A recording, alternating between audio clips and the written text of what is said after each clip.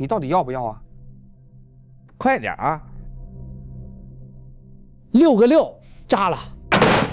我手里 TM 的就有4个6，你哪去找6个6啊？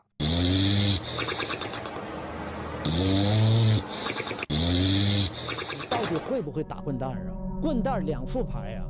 这大半夜的是谁在狗叫啊？主佛那个4加4。这床底下也没人呐，只有麦子呀。出千，我打死你！狗剩，动手！这也没人啊。我是宇宙主佛，我多拿俩6很正常吧？你骂谁呢？我弄死你！来，看看今天谁弄死谁！你们谁呀？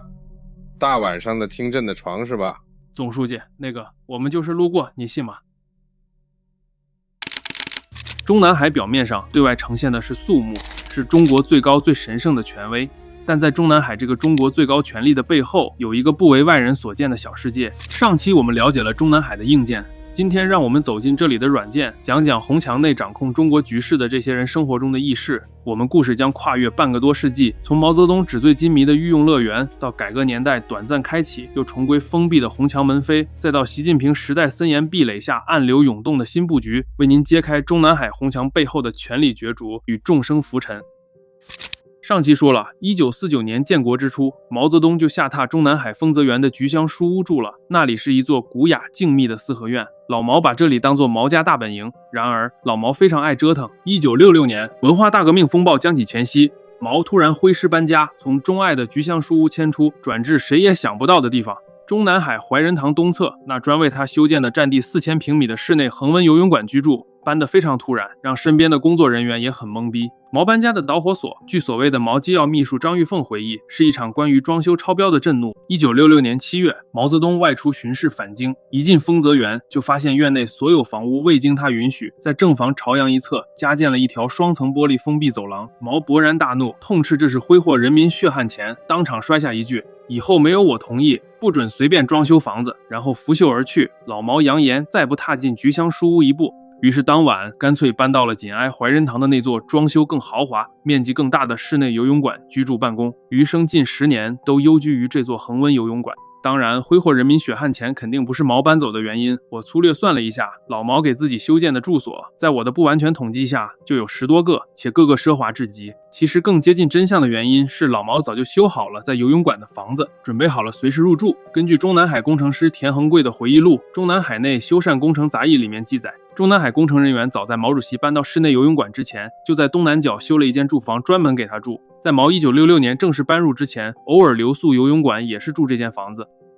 下面我们来看看这个室内游泳馆。1954年，中办就着手为毛修建这座室内游泳馆了。室内游泳馆由中央建筑设计院设计，北京市第5建筑公司施工。馆内4季恒温，毗邻怀仁堂，旁边还有一座面积差不多的露天泳池。建成后，室内外泳池都只专供老毛游泳使用。1966年，毛迁入后，游泳馆索性大改造，变成了起居办公于一身的隐秘王国。他在泳池岸边添置书架沙发，把泳池大厅当书房和会客厅。毛还特别立下规矩，未经允许，包括夫人江青在内，任何人不得擅自踏入游泳馆半步。毛每天的伙食仍由菊香书屋旁的小灶厨房烹制，再准时送往游泳馆给老毛。1974年，中办又在游泳馆南侧新建了一座代号202别墅的2层小楼。建202别墅的时候，毛泽东又搞了当年入主中南海的那一套，嘴上说我不要，但当汪东兴花钱动工的时候，他也丝毫没有反对。根据8341部队政委杨德忠后来披露，毛起初听说要盖新楼并不同意，嚷着我不回丰泽园，也不兴另外盖大房子。但不知为啥，新楼最终还是盖起来了。202别墅抗震、防弹、防核，设计施工规格堪比军事要塞，施工人员层层政审，警卫昼夜站岗。竣工后，卫生防化部门持仪器全面检测，确保万无一失。别墅内部设施一应俱全，有宽敞明亮的会客厅、卧室和书房。202别墅还通过一条隐秘走廊与游泳馆直接相连，方便毛风雨无阻的穿行。小楼于1974年底竣工，老毛确实没有马上搬进去，但不住不代表不用。至少根据张玉凤的回忆，1975年张玉凤就曾多次陪毛去202别墅看电影。张玉凤正是在毛迁居游泳馆后被调到他身边工作的。他原是毛主席专列上的乘务员。1966年6月，年仅22岁就在毛专列上服务。毛偶然注意到这个腼腆纯真的东北姑娘，特意询问她姓名。回去之后，毛点名问起了汪东兴、张玉凤的情况。时任中央警卫局长汪东兴马上心领神会，很快将他调入中南海照料毛的起居。毛颔首同意，从此张玉凤成为毛的专职生活服务员。1970年7月，张玉凤突然被通知进京，来到中南海报道。中办副主任张耀慈和毛的护士长吴旭军亲自在门口迎接他，直截了当地问愿不愿意到毛主席身边当服务员。张玉凤受宠若惊，哪敢拒绝，赶紧表态 Yes, I do。就这样，25岁的张玉凤跨入红墙进院，成了毛泽东的贴身生活秘书。后来，他更被委以机要秘书之职，掌管文件电报，甚至连毛卧室的保险柜钥匙都由他保管。一个普通列车乘务员由此飞升中南海核心。毛泽东的御用乐园远不止泳池与豪宅，他还热爱跳舞，且专挑年轻貌美的女性舞伴。早在延安时期，毛就跟美国记者史莫特莱、演员江青学跳交际舞。新中国成立后的50年代，各地宴请毛主席常安排歌舞助兴，毛多次即兴起舞。到50年代末，3年大饥荒时候，毛干脆固定在中南海举办私人舞会。最初舞会地点在丰泽园临湖的春藕斋，那时的春藕斋华丽转身，成为了领袖的专属舞池。为了毛好好跳舞，里面经过了一番改造，店内原本凹凸不平的方石地面换铺富有弹性的木质地板，店外临建了宽阔露台和白石栏杆，穹顶悬挂华美吊灯和音响设备。舞会开始每周1次，后来增加到每周2次。每逢舞会当晚，中南海就会派吉普车去总政歌舞团、空军文工团这些单位接来一批青春靓丽的女演员，给老毛还有一众中共领导当舞伴。这些伴舞姑娘要求出身成分绝对可靠，政治审查极严，大多只有17、18岁。当年春藕斋舞厅旁特地新修了一间带床的休息室，每当舞会中途，毛常拉着某位姑娘进去交流，少则半小时，多则1小时。因为这段技术太像听床，我在这里还是引用一下李志随的原文。春藕斋重新粉刷装修期间，舞会一度迁至怀仁堂北大厅，完工后又迁回春藕斋。新装修时添建的那间休息室，里面放了一张床。我那时仍是每场舞会必到，常在舞兴正酣时，大家都能看见毛拉着一位女孩子去休息室，待在里面少则半小时，长则1个多小时。叙述完毕，不同意的请去找李志随理论。红墙内老干部们对此大多三缄其口，但背地里不免腹诽。主席嘴上倡导艰苦朴素，他红墙内的糜烂享受，恐怕比历朝皇帝有过之而无不及。王狗剩，你家里人都饿死了，快说吧，你那祖传的半张饼放哪儿了？张局，我的那半张饼在哪？在。狗剩，你不要死啊，狗剩！嘿嘿嘿，吃点好的，今天狗剩真香，这啥玩意儿这么硌牙？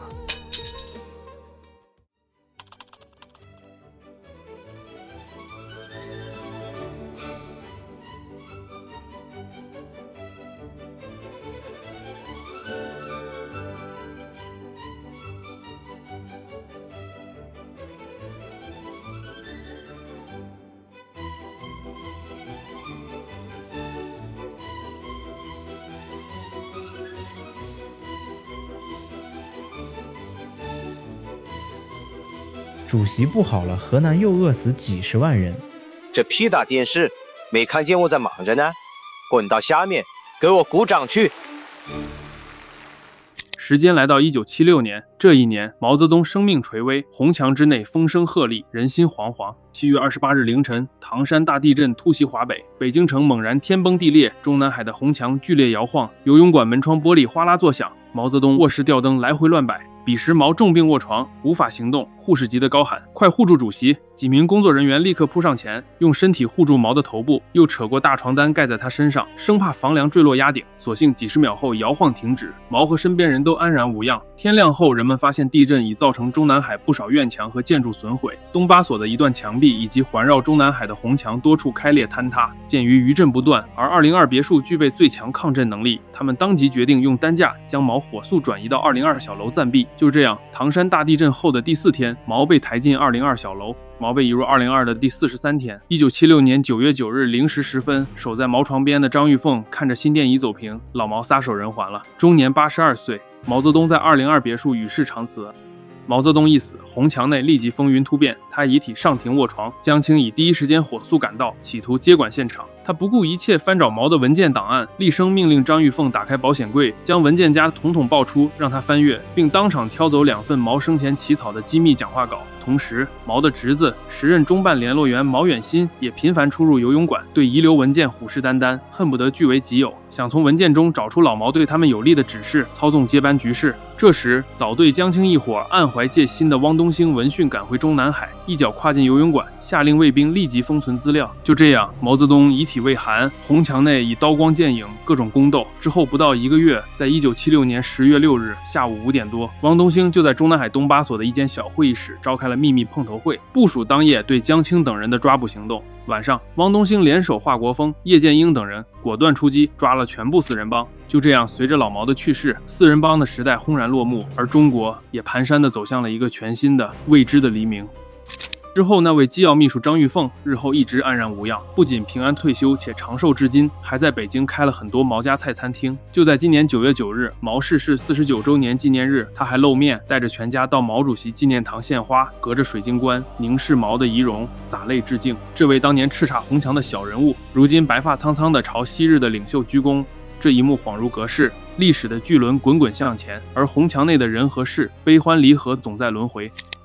毛之后的中南海曾经历过一段宫门洞开的短暂时期。1978年以后，第2代领导核心邓小平掌权，他与时任总书记胡耀邦反感毛时期那种帝王般的神秘作风，主动拉近红墙与人民的距离。1978年底，中央工作会议上，胡耀邦提议部分开放中南海和人民大会堂，认为中央机关不能总搞神秘特殊，应多接触群众。该提议得到邓小平的支持，胡耀邦上任不久便着手落实。从1980年5月起，中南海先通过单位团体预约，组织在京干部群众进海参观。1981年5.1节，怀仁堂首次向北京市民开放，并举办了庆祝演出。1982年开始，中南海干脆面向全国游客敞开大门，每逢周末和假日，来自各地的群众可凭中办印发的参观券，从南长街81号门进入中南海游览。一时间，人民走进中南海成为佳话。想象一下，如果就在此刻，你听说中共领导换人了，你现在能在大众点评上买到中南海门票了，是不是很激动、很兴奋，觉得生活充满了希望，一个开放民主的世界仿佛马上就要来了？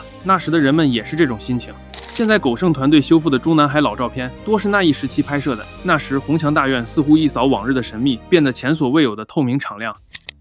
然而，这扇开放之门并未维持太久。1987年，胡耀邦下台，中南海对公众开放随即停止。2年后的1989年，天安门6·4更给改革派理想致命一击。89年4月中下旬起，北京学潮高涨，中南海红墙外发生了一系列前所未见的群众冲击事件。4月19日深夜，数千首都学生和市民自发涌向新华门，高喊李鹏出来的口号，一波强过一波的声浪震彻长安街，连交通都为之阻断。愤怒的人群推搡冲击那2扇沉重的大红门，竟一度将新华门挤开了2-3尺宽的缝隙。透过门缝，示威者们看见门内矗立着写有为人民服务的大影壁，也看见一群密密麻麻的警卫死死抵住大门往回推，内外人潮与兵墙几乎短兵相接。晚上11点过后，新华门内突然冲出数百名全副武装的士兵，用身体猛撞开人群，在新华门外硬生生清出一个无人区。汹涌的人潮被拦腰截断成2段，但李鹏出来的喊声依然此起彼伏。紧接着，士兵们手挽手筑起数层人墙，守住封锁线。人群在惊魂稍定后，又就地静坐，与军人对峙。领头学生乌尔开西即兴发表演说，带领大家高唱红歌。当局的耐心很快耗尽。凌晨3点45分，新华门内高音喇叭响起，北京市政府的严厉通告反复广播，警告围堵新华门属于严重违法，命令围观者速速离开，否则后果自负。话音未落，大批戒严部队从东侧赶来增援。约凌晨4点，新华门内又一次冲出大批士兵，与外面人墙和增援兵力会合，一齐挥舞相棍，开始向东强行推进。刹那间，男喊女叫，原本静坐的人群土崩瓦解，如决堤洪流，四散逃离。士兵们逢人便抡棍驱赶，将剩余人群一路撵出长安街。这一夜腥风血雨后，新华门前留下门外的一地狼藉和中南海内无数惊魂未定的心。这是1949年以来中南海新华门首次被民众冲击，也是中共首次在自家大门口动用军队实施暴力。红墙内的领导人无不惊出一身冷汗，从此开放的大门也彻底关上。6·4镇压后，政治高压全面回归，中南海管理由宽松彻底转向严防死守，开放游园之举不复重现。1989年6·4过后，年富力强的江泽民临危受命，成为中共最高领导人。江上任后，恢复了最高领导人长期在中南海居住办公的惯例，红墙里又迎来了新的主人。江泽民兴趣广泛，从音乐、戏曲到外语样样拿手。1993年11月，江泽民以国家主席身份的首次外访结束返京时，在专机上演唱了一首《可爱的一朵玫瑰花》，从此爱唱歌的总书记形象不胫而走。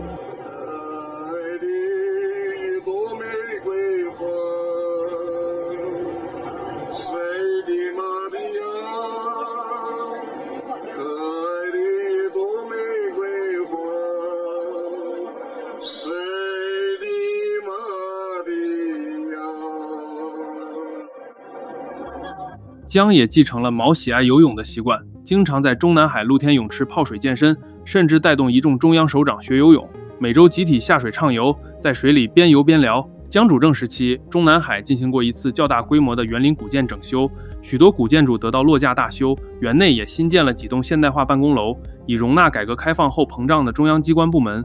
江泽民时期，红墙内的办公节奏愈发制度化、程序化，中央政治局常委各司其职，按议事日程各忙各的，少了毛时代那种一人呼风唤雨、众星捧月的戏剧性。尽管如此，江本人并非深居简出之辈，他逢周末也常去城郊玉泉山高干休养区小住2日。江泽民对中南海的老建筑、新故事也颇有自己的套路，其中一个代表性舞台便是瀛台。1993年，江泽民决定重启中南海含元殿，作为国宴会见场所。新华社还专门发了文章。此后，瀛台成为江时代的重要外交舞台之一。江喜欢在这里以主人身份款待外国贵宾或文化名人，营造一种半正式半家常的氛围。1995年9月，江在瀛台宴请惠普公司创始人戴维·帕卡德一家，1小时的会见结束后，又在临湖的蓬莱阁设宴款待宾客。晚宴结束，江主席意犹未尽，干脆吩咐工作人员打开蓬莱阁正对中南海的门，与帕卡德一起临水赏月。2001年，3大男高音帕瓦罗蒂、多明戈、卡雷拉斯紫禁城开唱。第二天，江也在瀛台宴请他们，自己兴之所至，还和帕瓦罗蒂合唱了一曲《我的太阳》。2002年，中共16大，江泽民卸任总书记，但是不愿意马上下来，就是所谓的扶上马送一程，所以他仍给自己留了个军委主席身份，在幕后谈笑风生。2003年3月15日，江泽民正式卸任中共总书记，这时候应该把中南海让给胡锦涛了吧？是的，中南海里面江泽民原来住的地方确实还了回去，但江短暂回了上海2个月后，在2003年5月，江泽民又从上海回到了北京，直接带着自己的班底整体搬到了京西玉泉山。玉泉山从此变得车水马龙起来。当时理论上，胡锦涛住中南海是理所当然的，当然也只是理论上。但胡锦涛想想，江泽民当时可是军委主席啊，老江手里可是有刀把子，所以谨慎的胡锦涛很快也在玉泉山给自己准备了住处。在江泽民搬到玉泉山之后的5个月，胡锦涛也在10月份16届3中全会之前从中南海搬进了玉泉山别墅，他和前任江泽民成了邻居。一时间，玉泉山这座清朝皇家园林，中共开国后长期清静的所在，因为同时住进了一老一少2位大佬，成为权力新支点。玉泉山也被叫做第2个中南海。在那个时期，中央有了2个核心场地，中南海办公区和玉泉山居住区。北京西郊玉泉山，此刻一山容了2虎。2004年9月，老江卸任军委主席之后，胡锦涛开始在中南海有了更多的接待活动。此时，胡锦涛大概率又默默搬了回去。2005年，时任总书记的胡锦涛分别邀请台湾2大党领袖连战、宋楚瑜访问大陆，在中南海瀛台设宴款待了他们，两岸宿敌首次破冰握手。2011年，他破例邀请美国一所中学的师生游览瀛台，主动陪同这群美国孩子在迎勋亭喝茶座谈，还兴致勃勃当场挥毫写毛笔字。但总体说来，胡锦涛在中南海的日子既无毛那般翻云覆雨，也无江那样多姿多彩。但也正是这份稳，在风云激荡的世界中，为彼时中国的发展稳住了基本盘。2012年底，习近平接棒登上权力巅峰。初执政时的习近平似乎延续了江泽民那种君主式亲民外交风格，他常以主人的身份邀请外国元首到中南海做客，在更亲密的非正式环境下拉近关系。最知名的莫过于2014年11月，习近平破天荒在瀛台陪同美国总统奥巴马夜游，两人并肩漫步湖心小桥，促膝长谈。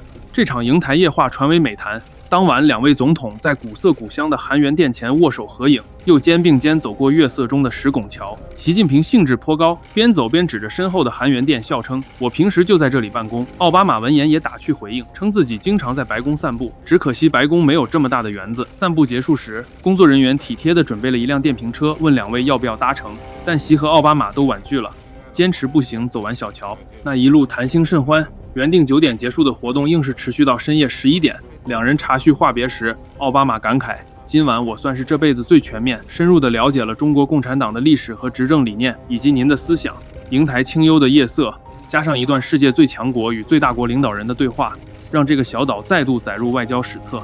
然而，瀛台终究只是故事的前半段。2010年代中后期，习近平在中南海的布局也出现重大调整，从湖心小岛瀛台逐渐搬到了陆地上的丰泽园内。这背后有一连串隐秘而合理的逻辑。首先是出于整体安全考量，瀛台四面环水，仅一座石桥通路，遇突发事件时，岛上人员装备的撤离路线单一且容易受阻，天然不如陆地腹地来的稳妥。相比之下，丰泽园西北角背靠大片成体系的院落群和道路网，可供改造扩展的空间更大，安保布控也更具弹性。丰泽园区域地下还拥有通往各个方向的密道，可作为紧急备用。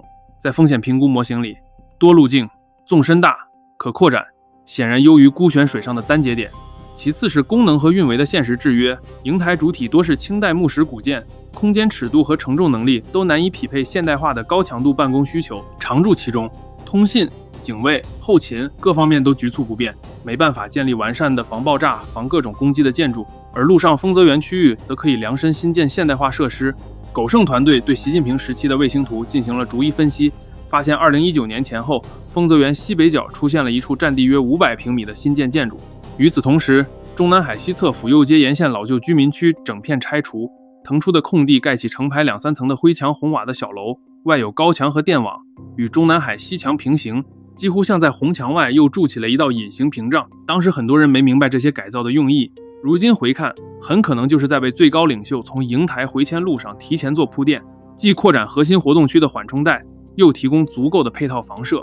从政治角度上讲，传承也是一个非常重要的考量。习选择丰泽园深处作为新根据地，包含了强烈的象征意义。丰泽园正是毛泽东当年入主中南海后的起居重地，毛在此处开创红色地业，而之后的领导人要不就是任期不长，要不就不住丰泽园，有的甚至干脆住在了外面。习如今重返丰泽园安营扎寨，成为毛之后第2个长期居住丰泽园核心区域的最高领导人，相当于宣示着对毛一波的继承。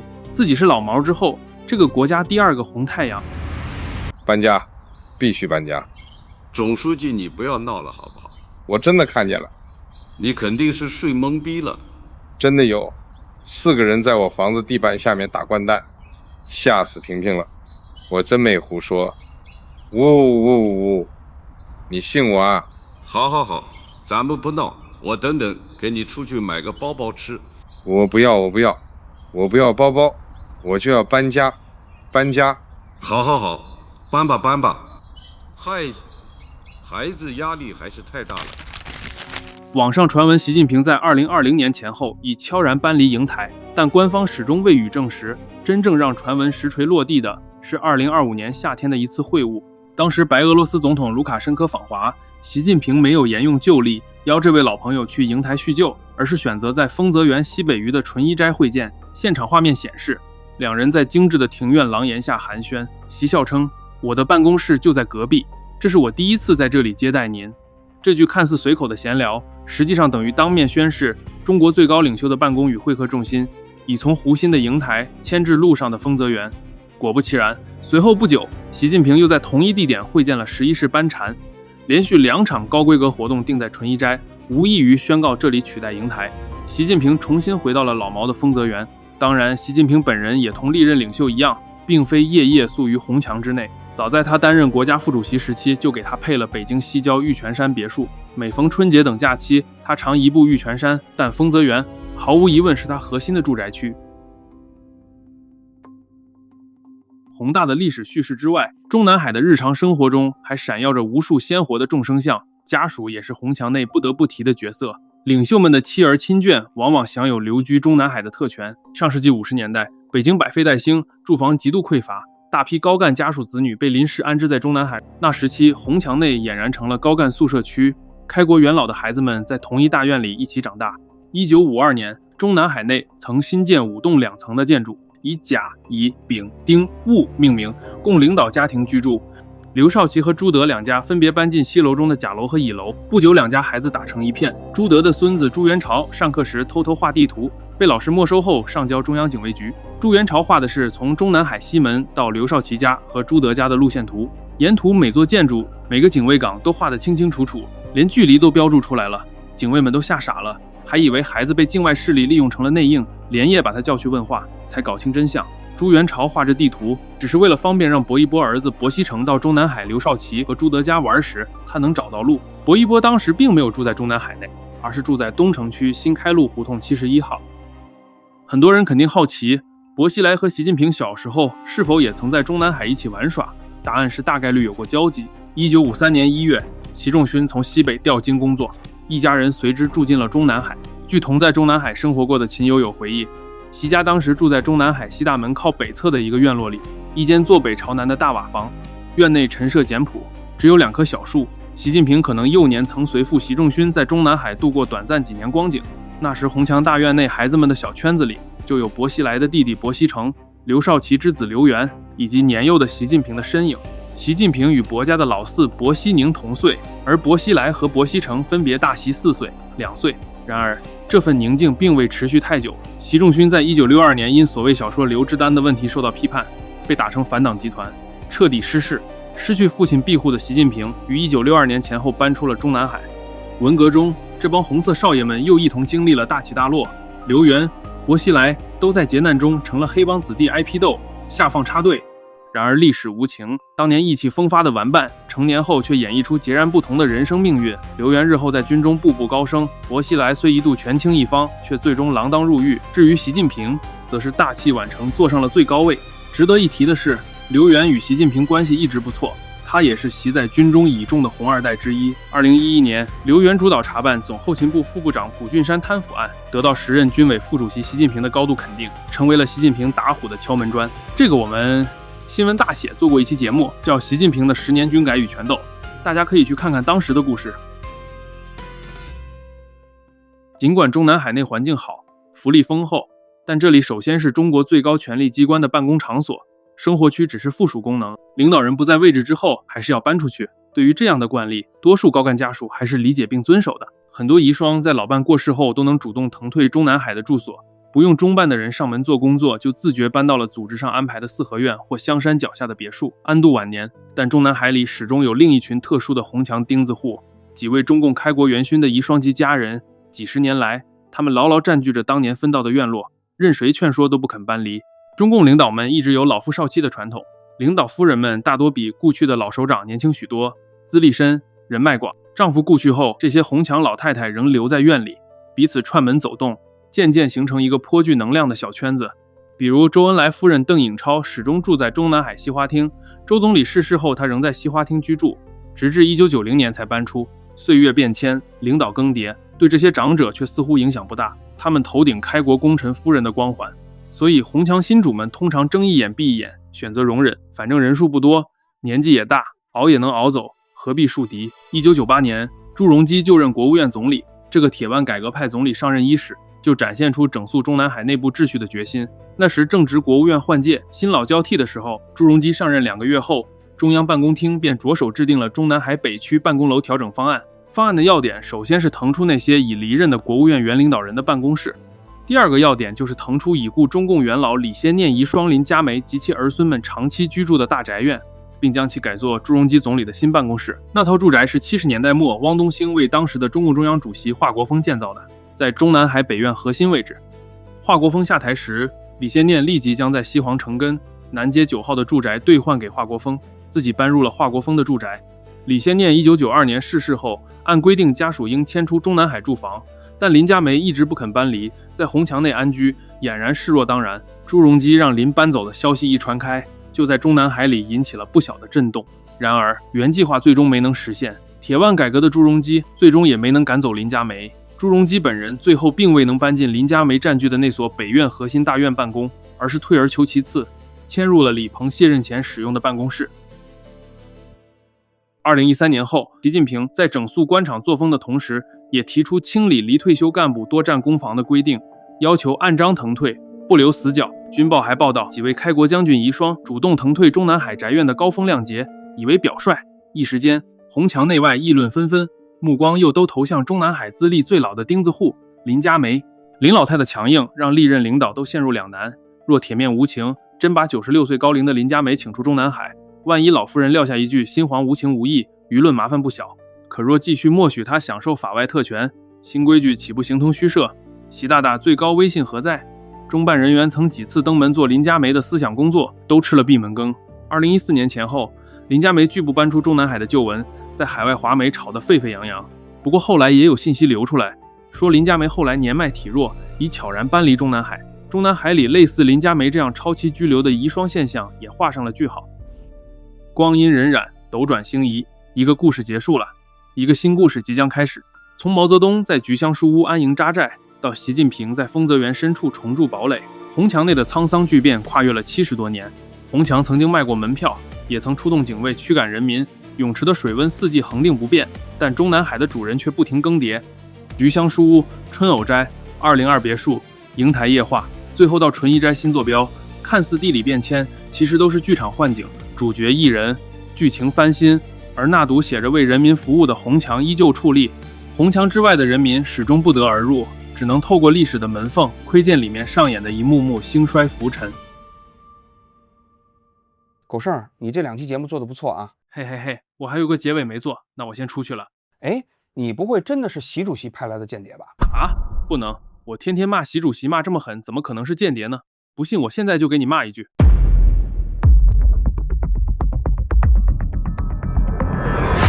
哎，逗你了，不用骂。嘿嘿嘿，那我去做结尾了啊！快去吧。吓死我了，差点就暴露了。